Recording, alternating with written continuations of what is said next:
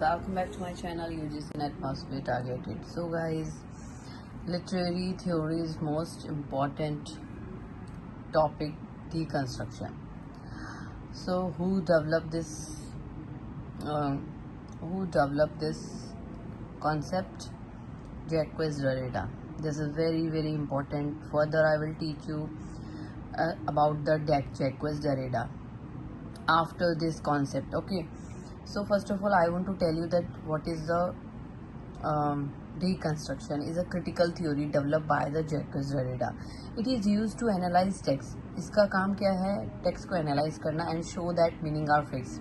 और क्या है? मीनिंग को दिखाना कि टेक्स्ट जो है उसका मीनिंग है फिक्स होता है, स्टेबल होता है और final, but always shifting and multiple. और क्या? शिफ्ट होता रहता है. Okay, and what is it? Method of reading text. क्या है ये? एक जब हम टेक्स्ट को रीड करते हैं, okay, then it question the idea that a text has one clear meaning. Text में क्या होता है? हम कोई भी चीज़ को पढ़ते हैं उसका मीनिंग वी अंडरस्टैंड ईजिली. अभी भी जैसे मैं आपको पढ़ा रही हूँ कुछ, तो क्या पढ़ा रही हूँ मैं आपको? डीकंस्ट्रक्शन. तो यू हैव अ क्लियर, इसलिए मैं तुमको डीकंस्ट्रक्शन के बारे में पढ़ा रही हूँ. तो show that the meaning is unstable and depend on language. और क्या दिखाता है ये कि इसका जो मीनिंग है वो अस्थिर है, मतलब अनस्टेबल है and depend on language. Language के ऊपर क्वेश्चन हो रहा है ये, और क्वेश्चन लैंग्वेज के ऊपर डिपेंड है. सो कॉन्सेप्ट क्या है? Language is unstable. लैंग्वेज क्या है? अस्थिर है. Word does not have fix meaning. और जो भी वर्ड्स होते हैं उसके जो मीनिंग होते हैं वो फिक्स नहीं होते. सिनोनिम्स पढ़े हैं ना? ओके, यू हैव अंडरस्टैंड कोई एक मीनिंग. और बहुत सारे जो क्वेश्चंस होते हैं, जैसे कोई वर्ड होता है उसके मल्टीपल आंसर होते हैं. कुछ भी आप सोच सकते हो उसके बारे में, और तुम्हें अकॉर्डिंग टू वर्ड उसको सेट करना होता है.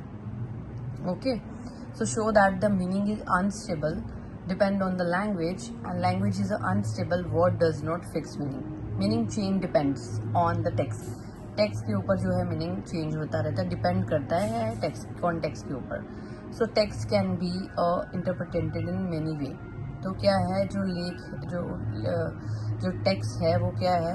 उसे उसके तरीके जो होते हैं एक्सप्लेन करने के, क्या है? उसके बहुत सारे तरीके होते हैं, बहुत सारे. जैसे टीचर भी आपको पढ़ा रही है तो she can explain many ways.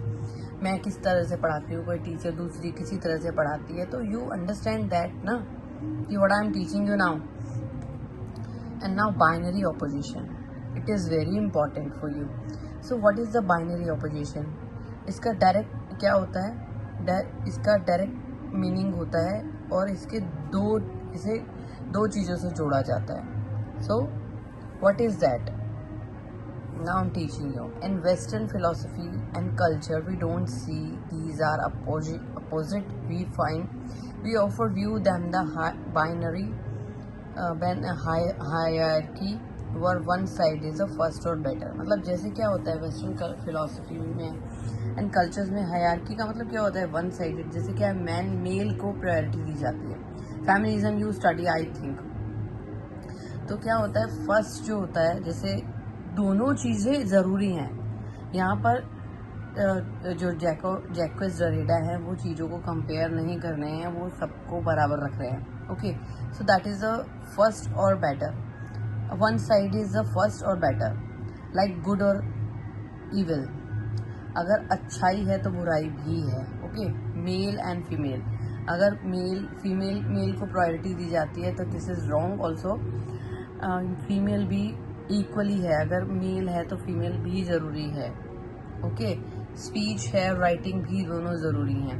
तो deconstruction changes this hierarchy and show both side dependent on each other. मतलब वो बताना चाहते हैं कि डीकंस्ट्रक्शन में क्या है कि चैलेंजेस दिस हायरार्की, ये हायरार्की को चैलेंज कर रहे हैं. क्या? कि दोनों साइड जो हैं वो एक दूसरे के लिए बनी है, कोई भी किसी को प्रायोरिटी नहीं दे रहे हैं. I hope you understand and the further points I will teach you in next video. Okay, I hope आपको समझ में आ गया होगा.